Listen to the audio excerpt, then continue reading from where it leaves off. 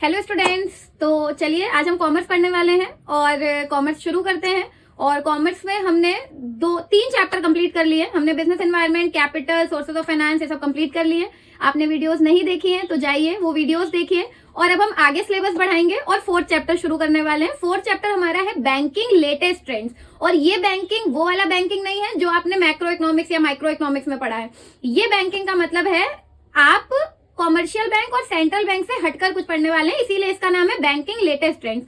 तो latest trends क्या क्या होते हैं, मतलब इसमें हम पूरा पढ़ेंगे ऑनलाइन पेमेंट्स के बारे में, फंड ट्रांसफर के बारे में, ये सारा इस चैप्टर में पढ़ेंगे। तो आज की वीडियो में, और इस चैप्टर को हम लोग 2 या 3 वीडियो में कंप्लीट करेंगे। आज की वीडियो में हम आरटीजीएस, एनईएफटी और आईएमपीएस की मीनिंग और फीचर्स, ये सारी चीजें कवर करने वाले हैं। ये तीनों ही टॉपिक की मीनिंग क्या है, इनका मतलब, इनके फीचर्स कौन कौन से हैं, और देखते हैं क्या होते हैं ये सारे टॉपिक।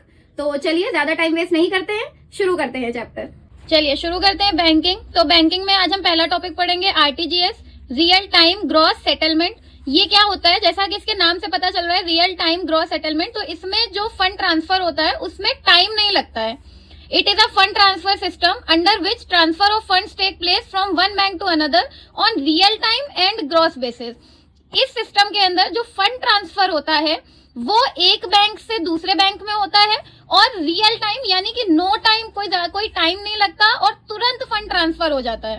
इसे ही हम लोग आरटीजीएस बोलते हैं, रियल टाइम ग्रॉस सेटलमेंट, इसीलिए इसके नाम में ही रियल टाइम ग्रॉस है।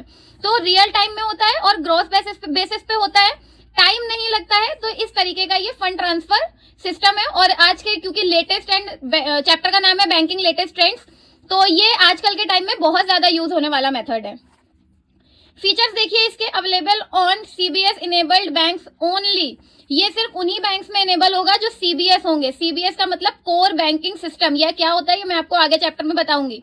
तो कोर बैंकिंग सिस्टम का मतलब एक तरीके से ये वो सिस्टम होता है जिसमें कोई भी इंडिविजुअल बैंक का कस्टमर बनता है, ना कि ब्रांच का।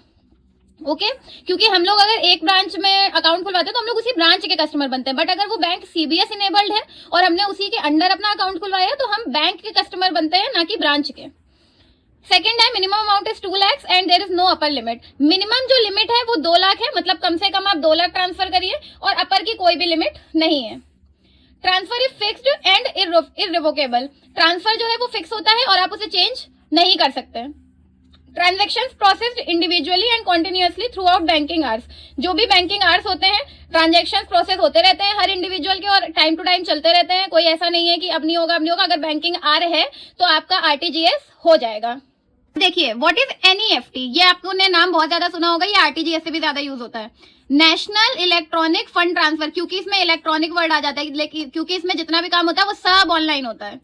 Meaning it is a system in which an individual और a person electronically transfer fund. कोई भी इंडिविजुअल या कोई भी पर्सन इलेक्ट्रॉनिकली यानी कि ऑनलाइन फंड ट्रांसफर करता है, उसे ही हम बोलते हैं एनईएफटी। और ये आज के टाइम पे सबसे ज्यादा यूज किया जाने वाला मेथड है। ये आरटीजीएस से भी ज्यादा लोग यूज करते हैं। रीजन उसका है क्योंकि आरटीजीएस में मिनिमम जो लिमिट है वो 2 लाख है, तो सबको इतना अमाउंट तो नहीं ट्रांसफर करना होता है। तो छोटे मोटे अमाउंट्स जो होते हैं वो, और इसकी क्या लिमिट होती है ये अभी मैं आपको फीचर्स में बताऊंगी, उसके लिए एनईएफटी बेस्ट होता है। फीचर्स क्या है इसके, bank branch must be NEFT enabled. जैसे उसमें सीबीएस होना चाहिए, ऐसे बैंक जो भी ब्रांच है, जिस भी बैंक की ब्रांच है उसमें एनईएफटी इनेबल होना चाहिए, मतलब वो एनईएफटी करते हो। Second, for NEFT it is not necessary to have bank account. NEFT करवाने के लिए ये मैंडेटरी नहीं है कि आपके पास बैंक अकाउंट हो। आप कैश किसी भी बैंक के पास अगर वो एनईएफटी इनेबल्ड है तो आप कैश जमा करके अपना पैसा ट्रांसफर करवा सकते हैं। Maximum amount is nil. Maximum amount कोई भी नहीं है, निल है, मतलब कोई लिमिट नहीं है। No minimum amount limit, minimum amount की भी कोई लिमिट नहीं है, मतलब कितना भी पैसा आप ट्रांसफर करवा सकते हैं। जैसे उसमें 2 लाख थी, इसमें कोई लिमिट नहीं है। अब इसका मतलब ये भी नहीं है कि 1000-2000 ट्रांसफर हो रहे हैं। नेक्स्ट है transactions take place in batches. और इसमें जो ट्रांजेक्शंस होते हैं वो बैचेस में जाते हैं, मतलब जैसे उसमें था रियल टाइम, कोई टाइम नहीं लगता था और एक बार में फंड ट्रांसफर होता था, इसमें बैचेस में जाते हैं। फॉर एग्जांपल अगर आपने 5 लाख रुपए ट्रांसफर किया तो 2.5 लाख आपका एक बार जाएगा, फिर 2.5 लाख एक बार जाएगा, या 1.5 लाख करके जाएगा। तो बैचेस में आपका पैसा जाता है इसमें, क्योंकि इलेक्ट्रॉनिकली जा रहा है तो पैसा सर्वर डाउन हो सकता है, कोई भी रीजन हो सकता है, तो इस वजह से इसमें आपका बैचेस में पैसा ट्रांसफर होता है। Next is an individual can make use of it by depositing cash. कोई भी इंडिविजुअल, कोई भी इंसान नॉर्मली बैंक में जाए और कैश डिपॉजिट करे। मैंने अभी सेकंड पॉइंट में आपको बताया, जरूरी नहीं है कि बैंक अकाउंट हो उसी बैंक में, बट वो एनईएफटी इनेबल्ड होना चाहिए। आप वहां जाइए, पैसा जमा करिए और आप कैश जमा करिए और आपका तुरंत पैसा ट्रांसफर हो जाएगा। बट कंडीशन है, maximum amount is 49,999 maximum limit है। आप इससे ज्यादा कैश डिपॉजिट करके एनईएफटी नहीं करवा सकते, ये मैक्सिमम लिमिट है।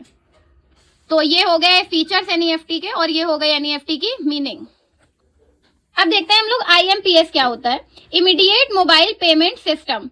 आईएमपीएस, ये आई डोंट थिंक कि इसको बहुत ज्यादा डिटेल में आपको बताने की जरूरत है, क्योंकि ये आजकल के टाइम में बहुत ज्यादा पॉपुलर है। जो भी हम ऑनलाइन मेथड यूज करते हैं पेमेंट के लिए, फॉर एग्जांपल आप जीपे यूज करें, आप फोन पे यूज करें, पेटीएम यूज करें, ये सब आईएमपीएस के ही अंदर आते हैं। It is a electronic fund transfer service through mobile, mobile phone से या कंप्यूटर सिस्टम से इलेक्ट्रॉनिक जो भी फंड ट्रांसफर होते हैं, इसी को हम लोग आईएमपीएस बोलते हैं। और ये 24/7 अवेलेबल है। तो आईएमपीएस ये होता है और ये आज के टाइम पे बहुत पॉपुलर है और हमारे जैसी यूथ आजकल तो बहुत ज्यादा इस्तेमाल करती है आईएमपीएस। हम कहीं पे भी जाते हैं, हम तुरंत हम कैश विड्रॉ करना, पहले जैसे एटीएम बहुत ज्यादा चले थे, अब एटीएम का भी यूज कम हो गया है जब से आईएमपीएस आ गया है, क्योंकि सब लोग कोई भी पैसा विड्रॉ ही नहीं करता, कैश निकालता ही नहीं है, सीधे आपने मोबाइल पेमेंट करी और आपके सारे काम हो जाते हैं। तो ये आईएमपीएस होता है। इसके फीचर्स आप लोग मुझे खुद बताएंगे, ये आपका होमवर्क है आज का। इसके फीचर्स आप मुझे खुद बताएंगे कि क्या क्या हो सकते हैं, क्योंकि अगेन ये सिस्टम सबसे ज्यादा पॉपुलर है और हम आप सबको इसे यूज करते हैं। तो इसके फीचर्स आपका होमवर्क है, आपको इसके फीचर्स बताने हैं और आईटीजीएस और एनईएफटी में कंपैरिजन आपको बताना है, क्योंकि वो मैंने आपको मीनिंग पढ़ा दी, फीचर्स पढ़ा दिए दोनों के, तो अब कंपैरिजन आपका होमवर्क है। तो ये 2 आपके होमवर्क है, ये आपको कंप्लीट करके रखने हैं।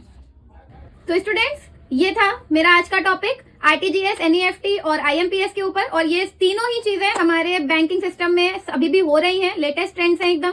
तो इनको अच्छे से पढ़िए, अपनी अपनी बुक से इन डिटेल रीड करिए और कोई भी डाउट हो तो कमेंट सेक्शन में बताइए। वीडियो लाइक करिए, दोस्तों के साथ शेयर करिए और चैनल को सब्सक्राइब करिए। Thank you so much.